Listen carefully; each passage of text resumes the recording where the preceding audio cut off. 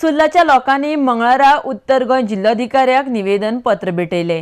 सुर्ला गावात कायमची बारां बंद करची म्हण मागणी घेवन मंगळारा सुर्लाकार पणजेत आयिल्ले। आरडेक्स गोवा खातीर पणजेच्यान चीफ रिपोर्टर कॅन्झल Rodrigues.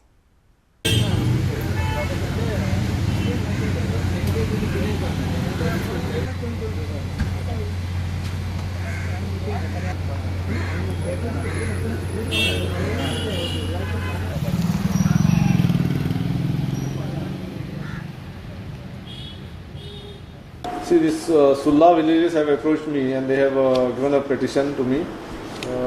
The issue has been going on for last almost 1 month back.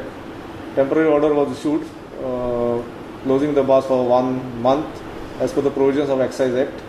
I have also sought a report from the Excise Commissioner which has not come as yet. I have written him a reminder also, and further action what is required will be done. But the basic issue is with the Excise Department.